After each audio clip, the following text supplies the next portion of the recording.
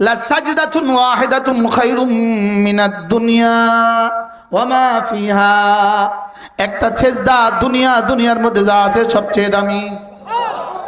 বন্ধু, তোমাকে তো আমি বুঝাতে পারিনি, ব্যর্থতা আমার, তোমাকে আমি বুঝাতে পারিনি, তোমার শিক্ষা ব্যবস্থা তোমাকে এটা শিখতে দেয়নি।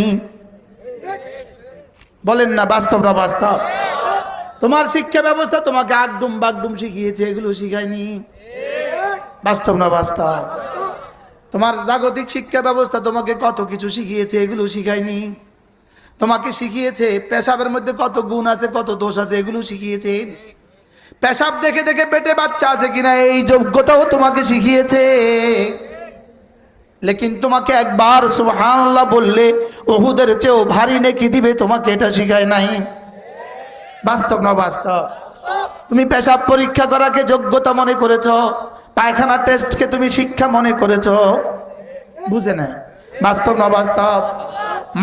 মাটি পরীক্ষা করাকে তুমি যোগ্যতা মনে করেছ, মাটির মধ্যে গবেষণা করে করে এটার মধ্যে কি কি ফলবে, কি কি ফসল হবে, এটা তুমি যোগ্যতা মনে করেছ।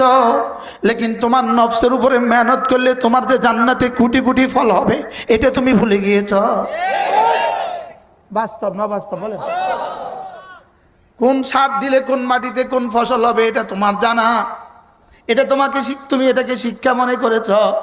লেকিন যেই শিক্ষায় তোমার একবারের পরিবর্তে 10 দুনিয়া বরাবর জান্নাত দিবে, এটা তুমি ভুলে গিয়েছ। বাস্তব না বাস্তব? তুমি গোবরের মধ্যে গবেষণা করে আবিষ্কার করেছ, গোবরে কি কি গুণ আছে তুমি গবেষণা করে বুঝো।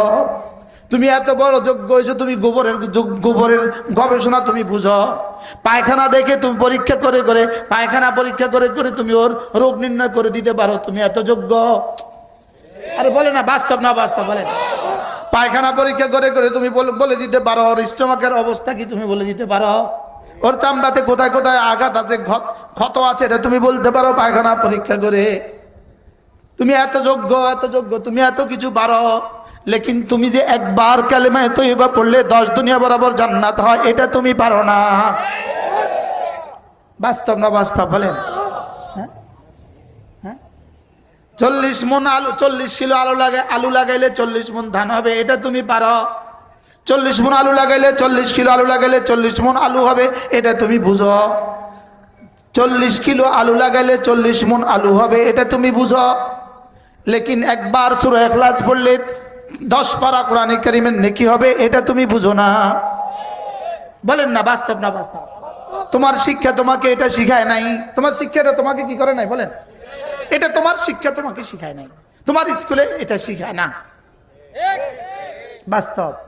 যেটা তোমার জীবনে কখনো লাগে না, এটা তোমারে শিখায়। আর যেটা তোমার প্রতিদিন লাগে 32 বার, এটা তোমারে শিখায় না। বুঝতে পারলাম না? মনে সূরা ফাতিহা কতবার লাগে ডেলি?